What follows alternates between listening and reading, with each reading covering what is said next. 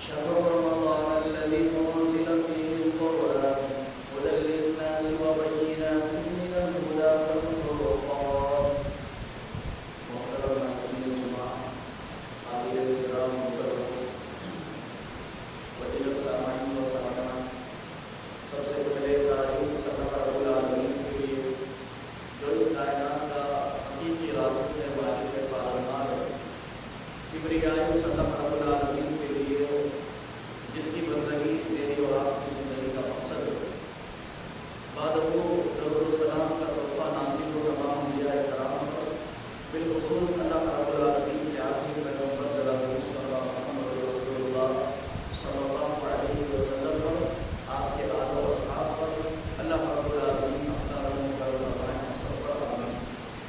حاضرین کرام، رمضان المبارک کی یہ پہلی جمعہ ہے جس کا قربہ کا آج ہم اہتمام کر رہے ہیں.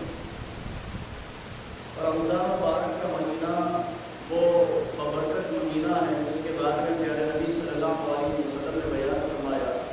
صحیح الجامع کی روایت ہے، اذا كان اول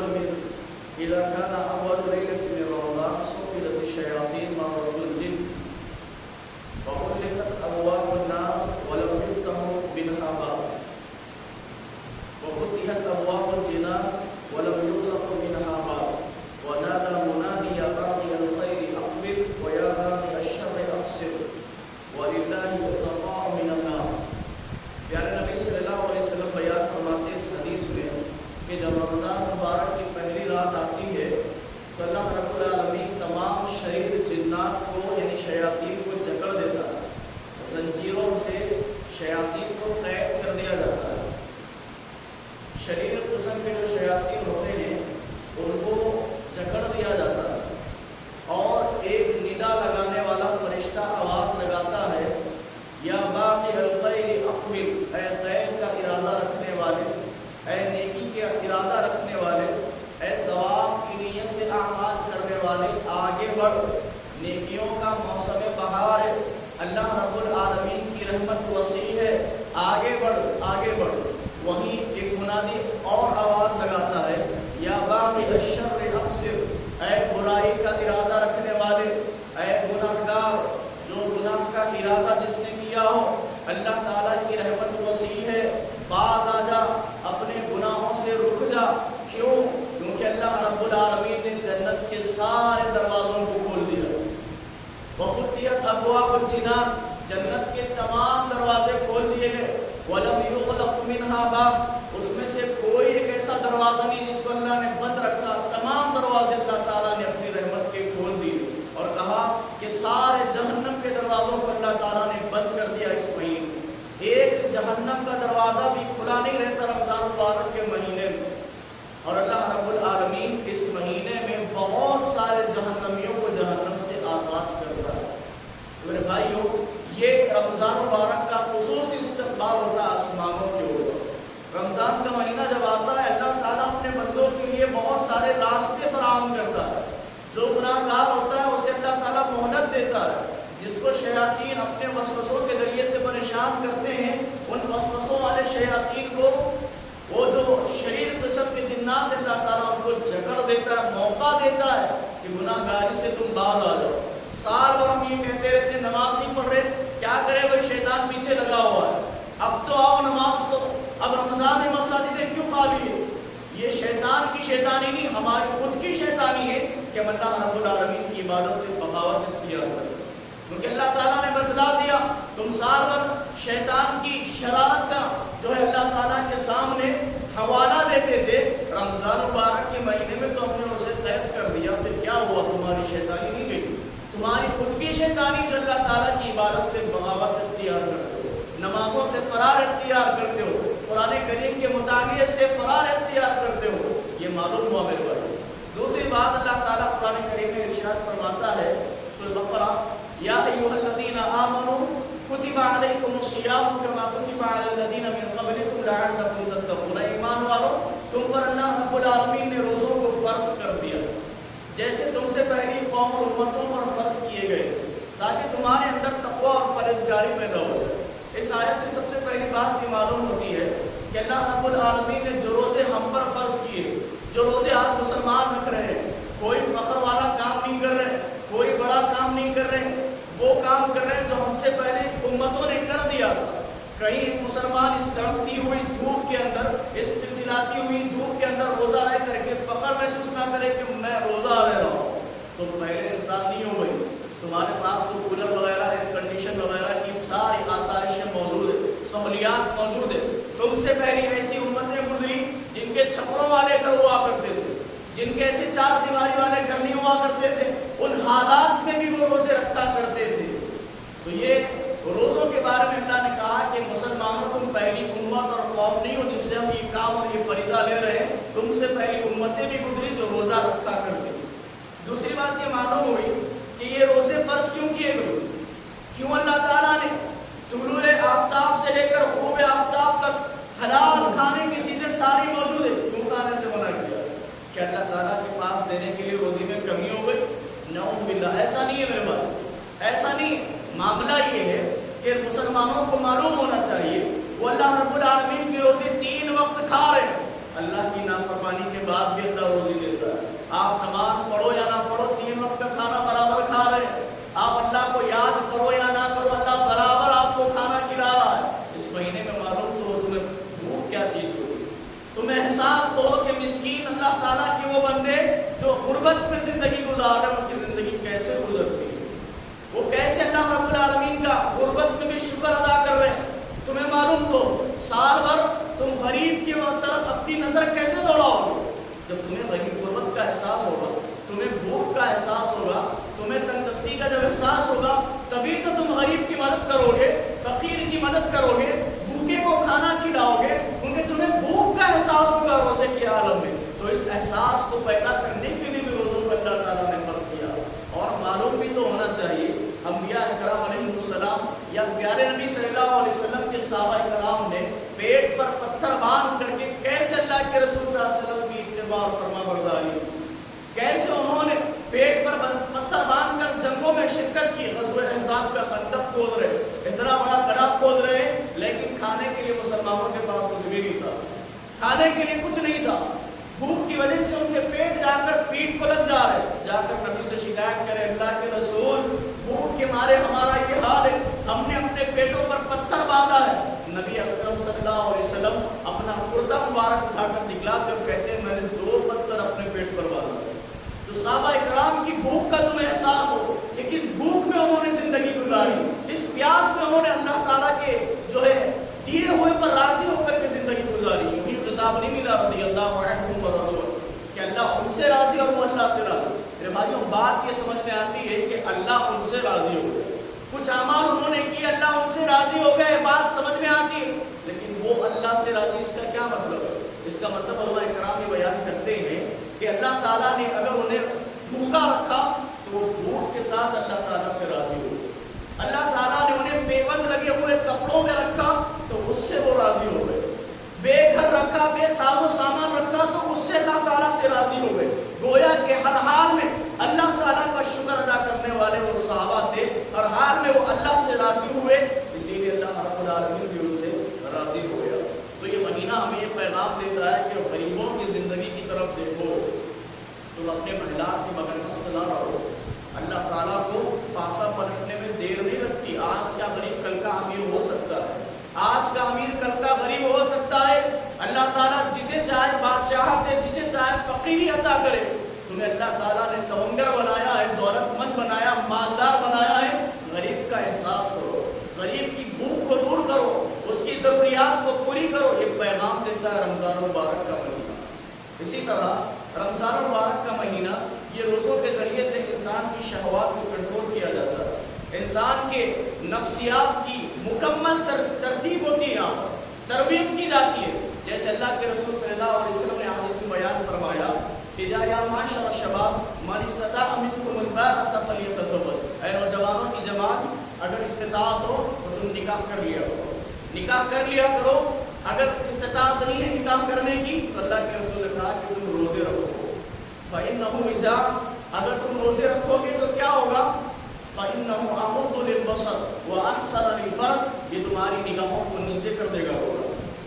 تمہاری شرمگاہ کی حفاظت ہوگی، تو روزے کے اندر نفسیات پر کنٹرول کا بہت بڑا اثر ہوتا ہے، بہت بڑا اثر ہوتا ہے۔ اسی لیے بھی روزوں کو اللہ رب العالمین نے فرض کیا تاکہ سال بھر ایک مومن مسلمان بندے کی تربیت ہو جائے۔ اسی لیے صحابہ کرام رمضان مبارک کے مہینے سے 6 مہینے قبل اللہ تعالیٰ سے دعا کرتے تھے، اللہم بلغنا رمضان، اللہم بلغنا رمضان، اے اللہ رمضان کے مہینے میں پہنچا دے، اے اللہ رمضان کا مہینہ نصیب فرما دے۔ اور جب رمضان کا مہینہ گزار لیتے تو اگلے 6 مہینے تک دعا کرتے کہ اے اللہ جو رمضان کے مہینے میں ہم نے عبادت کی ہے اسے شرف قبولیت عطا فرما، اسے شرف قبولیت بخش۔ یہ اللہ تعالیٰ سے دعا کرتے تھے، اسلاف کا ایک طریقہ تھا میرے بھائی۔ تو یہ رمضان مبارک کا مہینہ روزوں کی فرضیت کا مہینہ ہے، یہ انسان پر بوجھ نہیں ہے بلکہ اس کے نفسیات کی پاکیزگی کا مہینہ۔ تربیت ہو رہی ہے ایک بندے مومن کی کہ اگلے آنے والے 11 مہینے اس کے کیسے گزرے، اس مہینے میں اس کی تربیت ہوتی ہے اور تقویٰ اختیار کرنے کا حکم دیا جاتا ہے اور تقویٰ حاصل کرنے کا حکم دیا جاتا ہے۔ یہی تقویٰ وہ اگلے 11 مہینے میں اس تقوی کا استعمال کرتے ہوئے اپنی زندگی کو گناہوں سے بچاتے ہوئے گزارتے ہیں۔ اسی طرح میرے بھائیو، یہ رمضان کا مہینہ روزوں کے ساتھ ساتھ قرآن کا مہینہ، قرآن کا مہینہ۔ اگر رمضان مبارک کے مہینے سے قرآن کے تذکرے کو ہم نکال دیں گے، قرآن کے ذکر کو ہم نکال دیں گے تو باقی کچھ نہیں رہتا۔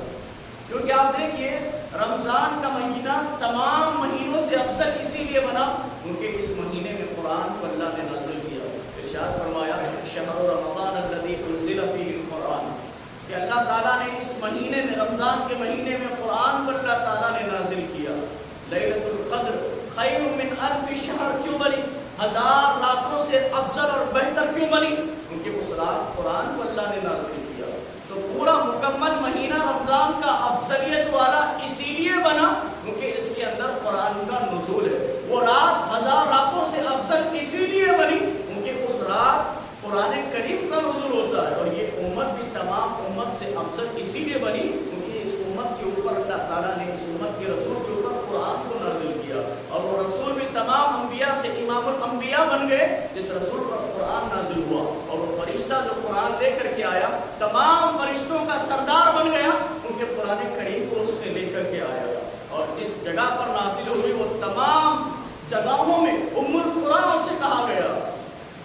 میرے بھائیوں، قرآن کریم جس جگہ پر، جس نبی پر، جس قوم پر، جس دل پر نازل ہوئی وہ سارے ہدایت یافتہ بن گئے۔ یہ عظمت والا قرآن ہے۔ آئیے قرآن کریم کے بارے میں چند باتیں جانتے ہیں۔ قرآن کریم وہ تقدس والی کتاب ہے جس کے مقدس ہونے پر سارے مسلمانوں کا اتفاق، جس کی عزت ہر مسلمان کرتا ہے، چاہے شرابی ہو، بے نمازی ہو، کتنا ہی دین سے دور کیوں نہ ہو، کوئی مسلمان قرآن کریم کی بے ادبی برداشت نہیں کر سکتا، قرآن کریم کی حرمت کو پامال ہوتے ہوا نہیں دیکھ سکتا، پھر چاہے کسی بھی مسلک سے وہ تعلق رکھنے والا کیوں نہ ہو، کسی بھی فرقے سے اس کا تعلق کیوں نہ ہو۔ اللہ نے ایسی ہیبت ڈالی ہے قرآن کی دلوں میں مسلمانوں کی، ایسی عزت ڈالی ہے کہ خود تو اس کی بے ادبی کرنا محال ہے، دوسروں کو کرتا ہوا دیکھ کو برداشت نہیں کر سکتا۔ تو یہ تقدس ہے قرآن مجید کا۔ قرآن مجید اس کتاب کو کہتے ہیں جو اللہ رب العالمین کی جانب سے حضرت جبریل علیہ السلام کے ذریعے سے محمد صلی اللہ علیہ وسلم پر نازل ہو، جس کا پڑھنا باعث ثواب ہے اور اس کی حفاظت کی ذمہ داری اللہ رب العالمین نے لے رکھی ہے۔ میرے بھائیوں، دنیا میں بہت سارے فتنے آئیں گے، قیامت تک بہت سارے فتنے برپا ہوں گے۔ حال ہی میں کسی نے کہا تھا رضوی نام سے کہ قرآن کریم کی 25-26 آیتوں کو نکال لیا جائے، قرآن کریم میں ترمیم کیا جائے، 25-26 آیتوں کی ضرورت نہیں، نکال دیا جائے۔ یہ سوال لے کر کے اٹھنے والا قرآن میں جو تبدیلی چاہتا تھا اللہ تعالیٰ نے اس کے ایمان کی تبدیلی کی۔ قرآن کریم کی آیتوں کو تو نہیں نکال سکا لیکن دل سے ایمان نکال بیٹھا، دل سے اسلام نکال بیٹھا۔ اور یہ پیغام بھی ہم دینا چاہتے ہیں کہ مسلمانوں کو ڈرنے کی ضرورت نہیں ہے قرآن کریم کے تعلق سے کہ کوئی جلا دے گا نعوذ باللہ، کوئی اس کی آیتوں میں بگاڑ کر دے گا، نہیں کر سکتا۔ اللہ نے قیامت تک چیلنج دیا ہے، قُلْ إِنِ اجْتَمَعْتُ مِنَ الْجِنِّ وَالْإِنسِ قُلْ يَأْتُوا بِمِثْلِ هَذَا الْقُرْآنِ، چیلنج قیامت تک برقرار ہے کہ تم سارے انسان اور جنات مل جاؤ، قرآن کریم جیسی ایک سورہ بنا کر کے لے آؤ، نہیں لا سکتے۔ اور قیامت تک کوئی اس قرآن کے حرف کو بھی بدل نہیں سکتا. حرف تو بہت بڑی بات میں نے کہہ دی, زیر زبر کو بھی نہیں بدل سکتا قرآن کریم, کیونکہ اس کا محافظ اللہ ہے. جس کا محافظ اللہ ہو اسے کون بدل سکتا ہے میرے بھائی. اسی طریقے کی ایک بات اللہ تعالیٰ نے عیسیٰ علیہ السلام کے تعلق سے کہی کہ وَأَيَّدْنَاهُ بِرُوحِ الْقُدُسِ, کہ ہم نے فرمایا تِلْكَ الرُّسُلُ فَضَّلْنَا بَعْضَهُمْ عَلَىٰ بَعْضٍ مِّنْهُم مَّن كَلَّمَ اللَّهُ وَرَفَعَ بَعْضَهُمْ دَرَجَاتٍ وَآتَيْنَا عِيسَىٰ ابْنَ مَرْيَمَ الْبَيِّنَاتِ وَأَيَّدْنَاهُ بِرُوحِ الْقُدُسِ. ہم نے بعض انبیاء کو بعض انبیاء پر فضیلت عطا کی. کسی کو یعنی موسیٰ علیہ السلام کو کلیم اللہ بنا دیا, ان سے بات کر لی, اور بعض انبیاء کو ہم نے جو ہے جبریل علیہ السلام کے ذریعے سے ان کی مدد فرمائی. جب اللہ نے کہا وَأَيَّدْنَاهُ بِرُوحِ الْقُدُسِ, ہم نے عیسیٰ کی جبریل کے ساتھ ان کے ذریعے سے مدد فرمائی, تو دو عقائد کا اس میں رد ہوتا ہے. پہلے عقیدے کا یہ رد ہوتا ہے کہ لوگ کہتے ہیں کہ حضرت عیسیٰ علیہ السلام اللہ رب العالمین کے بیٹے ہیں. نعوذ باللہ, کیسے ہو سکتا ہے؟ جس کی مدد فرشتے کر دے, جس کی مدد جبریل علیہ السلام کر دے, وہ کہاں سے الہ ہو سکتا ہے؟ جو لوگوں کی مدد کے ذریعے سے کچھ کام کرے وہ الہ یا اللہ کا بیٹا کیسے ہو سکتا ہے؟ اللہ تعالیٰ نے اس عقیدے کی تردید فرمائی. اور دوسری بات یہ بھی معلوم ہوتی ہے کہ عیسائیوں کا یہ عقیدہ اور ماننا ہے کہ ہم نے حضرت عیسیٰ علیہ السلام کو سولی پر چڑھا دیا. اللہ تعالیٰ کہہ رہا ہے وَأَيَّدْنَاهُ بِرُوحِ الْقُدُسِ, ہم نے جبرائیل کے ذریعے سے عیسیٰ کی مدد کی, جس کی مدد جبرائیل کر دے. 600 پر والا جبرائیل, جس کے بارے میں پیارے نبی نے کہا کہ جب پہلی وحی نازل ہوئی تھی میں آسمان کی طرف دیکھ رہا ہوں, کچھ بھی نظر نہیں آ رہا سوائے جبرائیل کے چہرے کے. سبحان اللہ, پورے آسمان کو محیط کیے ہوئے جبرائیل کا چہرہ. اس قدر وہ حیت والے فرشتے جس کی مدد کر دے اسے کوئی سولی پر چڑھا سکتا ہے. تو اللہ تعالیٰ نے یہی بات قرآن کریم کے تعلق سے لکھی ہے کہ ہم اس قرآن کے محافظ ہیں. تو میرے بھائیوں, قرآن کریم ایک ایسا کلام ہے جس کے بارے میں اللہ تعالیٰ نے خود تعریف کرتے ہوئے ارشاد فرمایا وَتَمَّتْ كَلِمَتُ رَبِّكَ صِدْقًا وَعَدْلًا, کہ یہ قرآن کریم کے اندر جتنی باتیں کہہ دی گئی, جو کچھ نازل کیا گیا, سارا کا سارا سچائی پر مبنی ہے. کوئی بات, کوئی واقعہ قرآن میں ایسا نہیں جو جھوٹ پر مبنی ہو. کوئی بھی واقعہ ایسا نہیں. ارے عرب کے کفار جھٹلا نہیں سکے. جب انہوں نے پوچھا کہ بتاؤ یوسف علیہ السلام کا کیا معاملہ ہے, پیارے نبی صلی اللہ علیہ وسلم سے طرح طرح کے سوال کرتے تھے, اللہ تعالیٰ جواب میں واقعات کو نازل کرتا تھا, وہ اس کو جھٹلا نہیں سکتے تھے. تو اللہ نے کہا صدقا وعدلا, کہ ہر بات قرآن کریم کی سچی اور انصاف والی بات ہے. کوئی حکم ہم نے ایسا نازل نہیں کیا جو بے انصافی والا کام کرتا ہو, بے انصافی پر مبنی ہو. کوئی حکم ایسا نہیں. اگرچہ کہ آج دنیا والے کہہ رہے ہیں کہ ٹرپل طلاق کے مسئلے میں اسلام نے جو ہے عورتوں کے حقوق کو پامال کیا, یا اسی طرح حجاب کے مسئلے میں آج فلاں جو ہے چیزیں اٹھ رہی, لیکن اللہ تعالیٰ نے کہا کہ جو کچھ اس کے اندر ہم نے نازل کیا ساری کی ساری انصاف پر مبنی. یہ انصاف ہی تو ہے میرے بھائی, کہ اللہ تعالیٰ نے حجاب کے ذریعے سے ایک عورت کی پاکیزگی کو بیان کر دیا.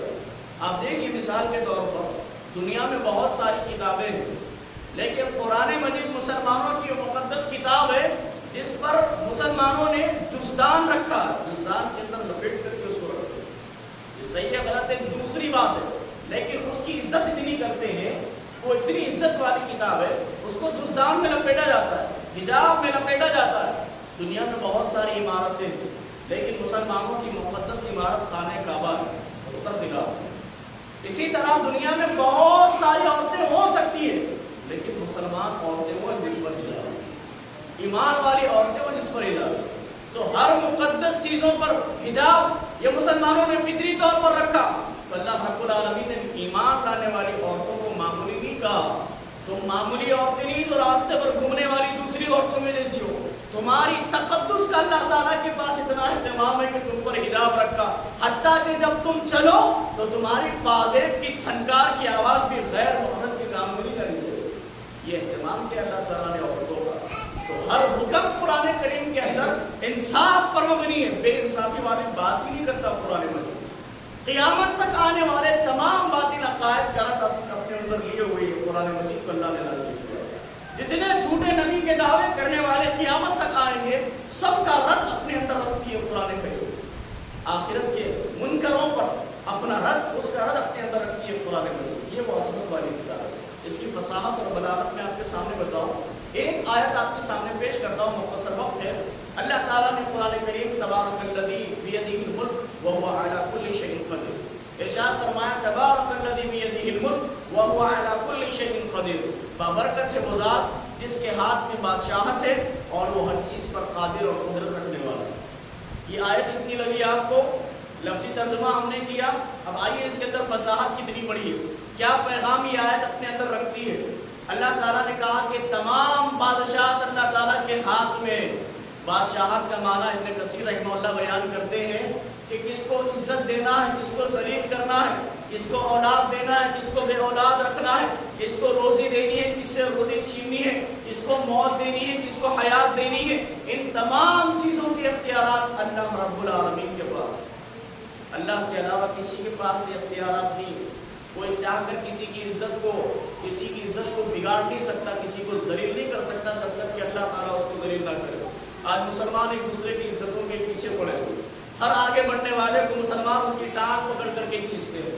دیکھا نہیں جاتا ہماری قوم سے کسی کا آگے بڑھنا، دیکھا نہیں جاتا بھائی آگے بڑھ رہا ہے تو دوسرا بھائی اس کو پکڑ کر کے پیچھے کر رہا ہے، کوئی دوست آگے بڑھ رہا ہے مال میں ہو یا عزت میں ہو، شہرت میں ہو، عہدے میں ہو، آج ایک دوسرے کا بڑا ہونا دیکھا نہیں جاتا۔ میرے بھائیوں، یہ بات کہ آپ بھول گئے، اللہ نے ارشاد فرمایا وَتُعِزُّ مَن تَشَاءُ وَتُذِلُّ مَن تَشَاءُ بِيَدِكَ الْخَيْرُ إِنَّكَ عَلَىٰ كُلِّ شَيْءٍ قَدِيرٌ۔ کہ عزت کا دینے والا اللہ ہے، ذلیل کرنے والا اللہ ہے۔ اللہ نے کسی بندے کو عزت دی ہے، آپ ہوتے کون ہیں اس کی عزت کو نیلام کرنے والے؟ آپ چاہ کر اس کی عزت کو نہیں اتار سکتے۔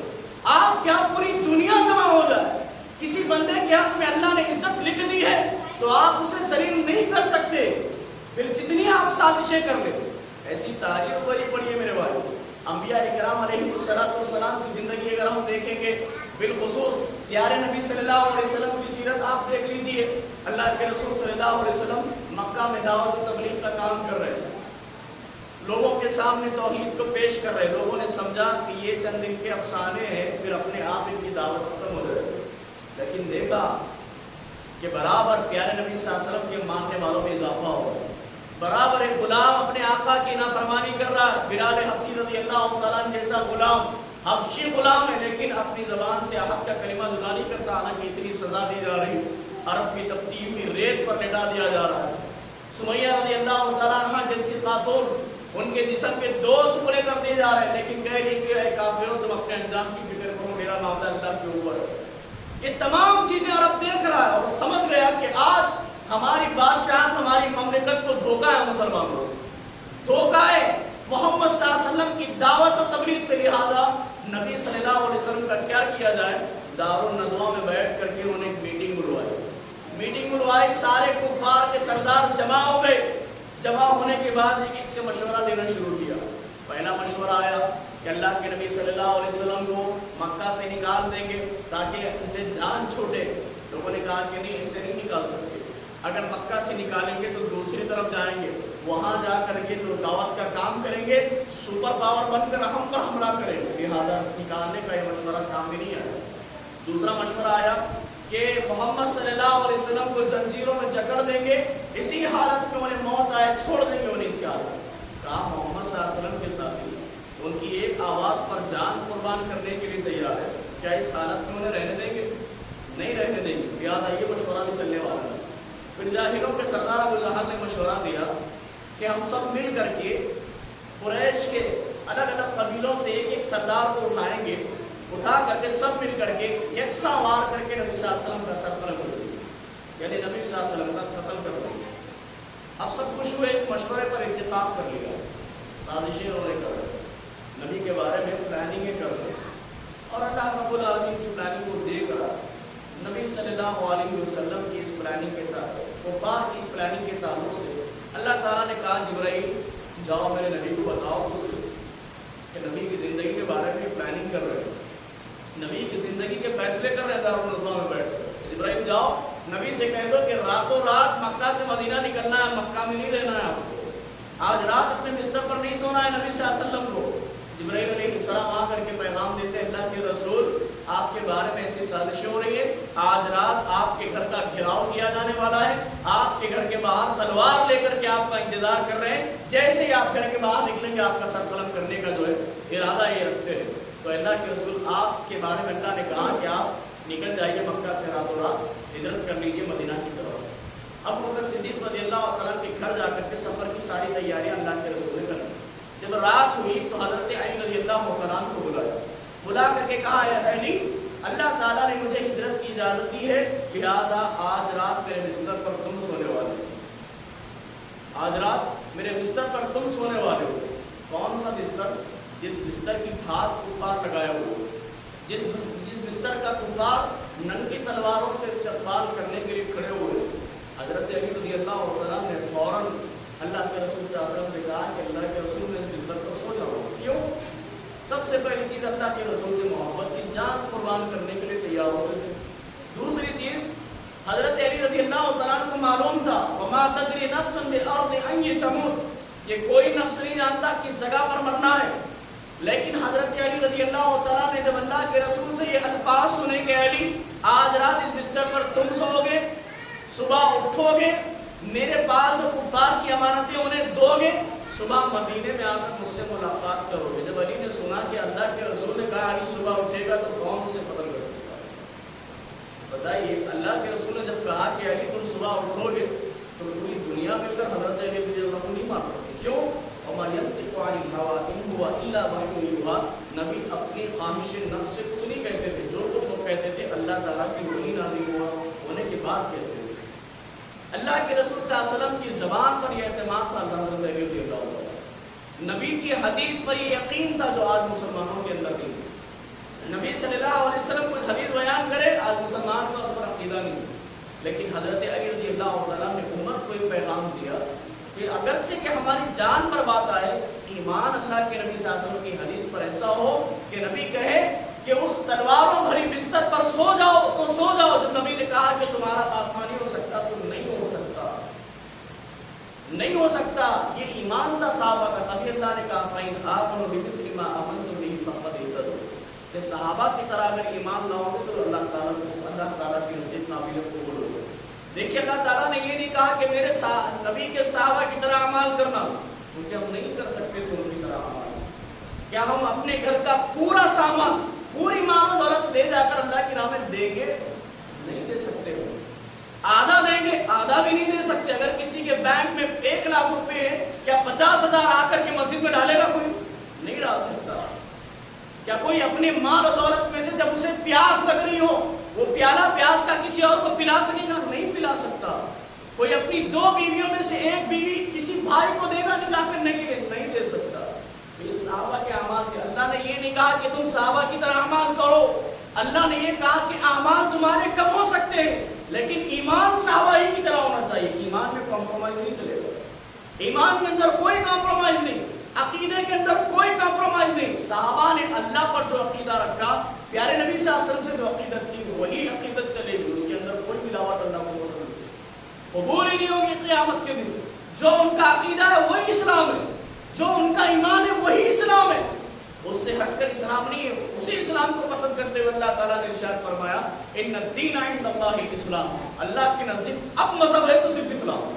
ومن یبتغی غیر الاسلام دینا فلن یقبل منہ, اگر کوئی اسلام کے علاوہ کوئی اور مذہب لے کر کے آئے گا اسے قبول نہیں کیا جائے گا, اسے قبول اور منظور نہیں کیا جائے گا. تو میرے بھائیوں, یہ ایمان تھا اللہ کے رسول صلی اللہ علیہ وسلم پر. اب اللہ کے رسول صلی اللہ علیہ وسلم وَجَعَلْنَا مِن بَيْنِ أَيْدِيهِمْ سَدًّا وَمِنْ خَلْفِهِمْ سَدًّا وَأَغْشَيْنَاهُمْ فَهُمْ لَا يُبْصِرُونَ. اس آیت کو پڑھتے ہوئے کفار کی صفوں کو چیرتے ہوئے نکل گئے. اللہ نے ان کی نگاہوں کو ہی پکڑ لی. جو آئے تھے تلوار سے مارنے کے لیے گھر کے باہر کھڑے کہ جب نبی باہر آئیں گے تو مار دیں گے. جب نبی باہر آئے تو اللہ نے بینائی چھین, اللہ تعالیٰ نے ان کی نگاہوں کو پکڑ لیا. وہ دیکھ نہیں سک رہے, نبی سامنے سے جا رہے. صبح ہوئی تو ایک جانے والے شخص نے پوچھا کہ تم لوگ کس کا انتظار کر رہے ہو, کیوں کھڑے ہو یہاں پر؟ کہا محمد کا انتظار کر رہے ہیں, قتل کا پلاننگ کے ساتھ آئے ہیں. کہا وہ تو تمہارے سامنے سے جا چکے ہیں اور تمہارے سروں پر بھی انہوں نے مٹی ڈالی. جھاڑنے لگے تو مٹی گرنے لگی, اور جب جھانک کر دیکھا تو حضرت علی بستر میں نظر آ رہا ہے. اندر گھسے حضرت علی رضی اللہ تعالیٰ سے پوچھا کہ بتاؤ محمد کہاں ہے صلی اللہ علیہ وسلم. کہا حضرت علی رضی اللہ نے خوب جواب دیا, بہترین جواب دیا. کہا تم پہرا دے رہے ہو اور سوال مجھ سے کر رہے ہو. پہرا تم دے رہے ہو اور سونے والے سے سوال کر رہا ہوں, مجھے کیا معلوم, تم پہرا دے رہے تو تم کو معلوم ہے. ایک تماشا لگایا, حضرت علی رضی اللہ تعالیٰ نے وہاں سے چلے گئے. تو بتلانا یہ مقصد ہے کہ لوگوں کی سازشوں سے کچھ نہیں ہوتا. اللہ جو چاہتا ہے وہی ہوتا ہے۔ یہی سازشیں حضرت ابراہیم علیہ السلام کے تعلق سے کی گئی۔ تمام بستی والوں نے آگ جمع کی، آگ جمع کر کے انہوں نے آگ لگائی۔ آگ لگانے کے بعد حضرت ابراہیم علیہ السلام کو اس پر ڈال دیا۔ ڈالنے کے بعد سمجھے کہ ابراہیم کا ہم نے خاتمہ کر دیا، لیکن اس بندے کا کیسے خاتمہ آپ کر سکیں گے جس کے بارے میں اللہ نے کہا یا ابراہیم انی جاعلک للناس اماما، ہم تمہیں لوگوں کے لیے امام بنانے والے ہیں۔ اس انسان کا آپ کیسے خاتمہ کر سکتے ہو جس کے بارے میں اللہ نے یہ سوچ رکھا تھا، ان کے ہاتھ سے بیت اللہ کی تعمیر کا کام لینے والا تھا، اور جس پتھر پر کھڑے ہو کر حضرت ابراہیم علیہ السلام نے خانہ کعبہ کی تعمیر کی، اس پتھر پر حضرت ابراہیم علیہ السلام کے نشان اللہ تعالیٰ نے نصب کر دیے۔ ہر کوئی حاجی جو آج بھی حج کے لیے جاتا ہے اس کے لیے مقام ابراہیم مصلی، حضرت ابراہیم علیہ السلام کے قدم کی جگہ کو مصلی بنا دیا اللہ تعالیٰ۔ یہ فیصلے اللہ نے ابراہیم کے تعلق سے کر رکھے تھے علیہ السلام۔ آپ امت مل کر کے ان کا خاتمہ کہاں کر سکتی ہے؟ ابراہیم علیہ السلام کے پاس اللہ نے بھیجا فرشتوں کو، جاؤ اپنے میرے بندے کی مدد کرو۔ آ کر کے کہنے لگے فرشتے کہ ہم آپ کی مدد کے لیے آئے۔ ابراہیم علیہ السلام کہہ رہے ہیں حسبی اللہ، میرے لیے اللہ کافی ہے۔ اللہ تعالیٰ نے بھی اب آگ کو حکم دیا یا نار کونی بردا وسلاما علی ابراہیم، اے آگ تیرا کام جلانا ہے، میں نے تجھے جلانے کے لیے پیدا کیا، لیکن آج میرے بندے پر ٹھنڈی ہو گئی۔ آج تو اپنی صفت بدل دے۔ مورخین لکھتے ہیں کہ اس دن جس دن اللہ نے آگ کو حکم دیا تو ٹھنڈی ہو جا، پوری دنیا میں کسی نے آگ سے فائدہ نہیں اٹھایا۔ پوری دنیا میں اس وقت آگ نے اپنی جلانا بلا دیا۔ وہ اللہ ہر چیز پر قادر ہے۔ میں آیت کی تشریح کر رہا ہوں، وہ علی کل شیء قدیر، وہ ہر چیز پر قادر ہے۔ وہ چاہے تو آگ کو جلانا بلا دے، وہ چاہے تو سمندر میں راستے پیدا کر دے۔ حضرت موسیٰ اور ان کی ایمان لانے والوں کے ساتھیوں کو اللہ تعالیٰ نے سمندر جس کے لہریں ٹھاٹے مار رہی تھی، اللہ نے اس پر راستہ بنا دیا۔ وہ چاہے تو مچھلی کو ہاضمہ بلا دے جب اس کا نبی اندر سے پکارے لا الہ الا انت سبحانک انی کنت من الظالمین۔ جب اندھیروں میں سے اللہ تعالیٰ کو پکارا گیا تو اللہ تعالیٰ نے مچھلی کو حکم دیا آؤ سمندر کے کنارے جو ہے میرے نبی کو ادھر دو، ہضم نہیں کرنا میرے نبی۔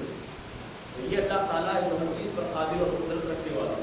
ہم آپ کے سامنے بیان کر رہے تھے قرآن کریم اپنے اندر کتنی فصاحت اور بلاغت رکھتا ہے۔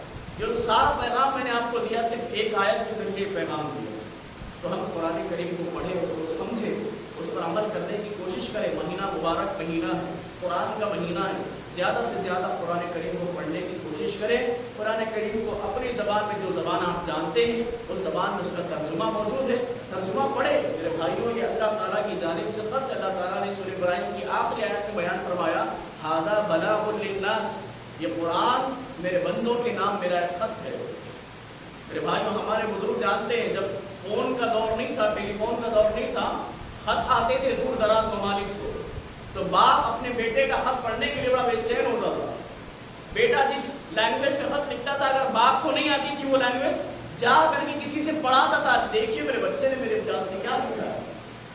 آج اللہ تعالیٰ کا ایک فرمان خط ہمارے درمیان آیا ہے، کوئی اسے پڑھنے کے لیے تیار نہیں، کوئی اسے سمجھنے کے لیے تیار نہیں۔ کیا جواب دیں گے ہم قیامت کے دن جب اللہ تعالیٰ سوال کرے گا میرے کلام میں سے کیا پڑھا ہے؟ ساری چیزیں ہم نے قرآن کے ذریعے سے دے دی تھی۔ یہ جو آج جمع ہوئے ہو میدان محشر میں، اس کا پیغام ہم نے دنیا ہی میں دے دیا تھا قرآن کریم کے ذریعے سے۔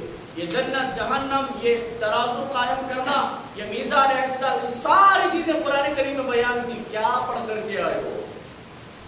کیا پڑھ کر کے آئے ہو؟ یہی وہ دنیا پرست مجرموں میں جس سے اللہ تعالیٰ قیامت کے دن سوال کرنے والا ہے۔ افحسبتم انما خلقناکم عبثا وانکم الینا لا ترجعون۔ مجرموں کو جب ایک جگہ کر دے گا اللہ، وامتازوا اليوم ایھا المجرمون، آج مجرموں مومنوں سے الگ ہو جاؤ، ان سے سوال کیا جائے گا کیا تم سمجھتے تھے کہ ہم نے تمہیں بیکار پیدا کیا؟